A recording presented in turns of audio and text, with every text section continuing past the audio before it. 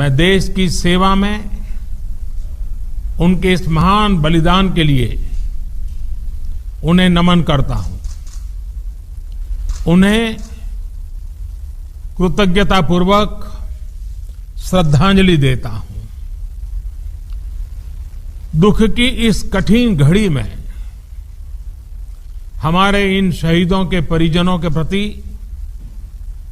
मैं अपनी संवेदना व्यक्त करता हूं। आज पूरा देश आपके साथ है, देश की भावनाएं आपके साथ है। चाहे स्थिति कुछ भी हो, परिस्थिति कुछ भी हो, भारत पूरी दृढ़ता से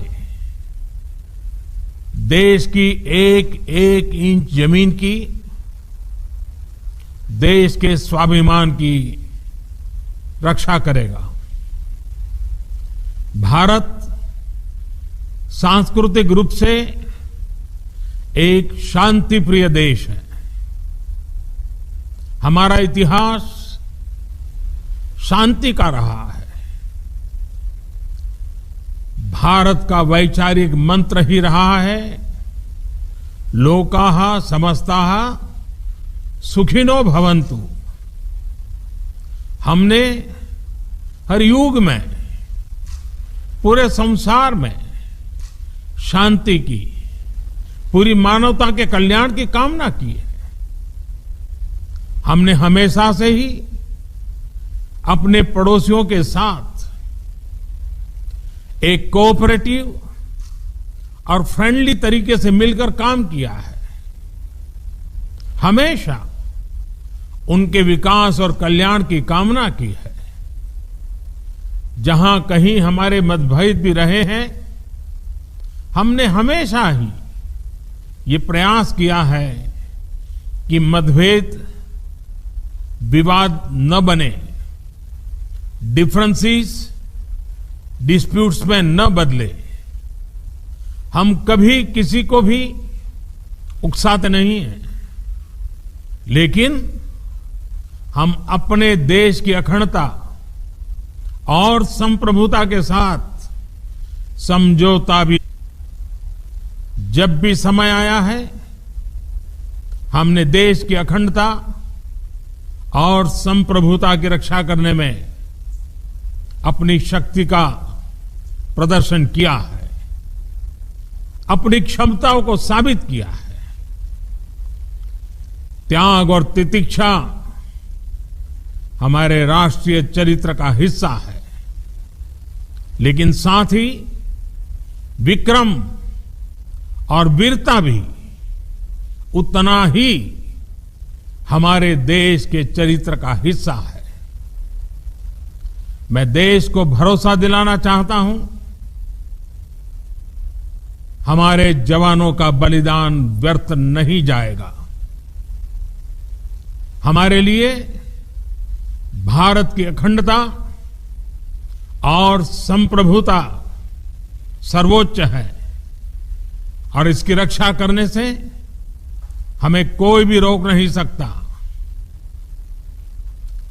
इस बारे में किसी को भी जरा भी भ्रम या संदेह नहीं होना चाहिए।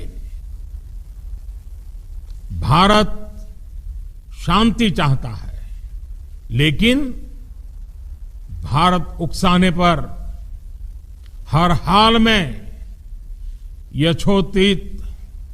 हर हाल में यथोचित जवाब देने में सक्षम है।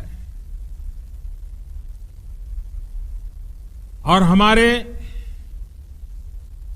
दिवंगत शहीद वीर जवानों के विषय में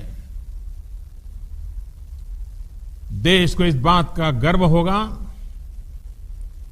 कि वे मारते मारते मरे हैं। अभी मेरा आप सभी से, सभी आदरणीय मुख्यमंत्री जी से, सभी यहां इस मीटिंग में, वर्चुअल मीटिंग में उपस्थित आप सभी से आग्रह है कि हम खड़े होकर के 2 मिनट मौन रख करके इन वीर सपूतों को पहले श्रद्धांजलि देंगे। उसके बाद आज जो हमने हमारी मीटिंग तय की है उस मीटिंग को आगे बढ़ाएंगे।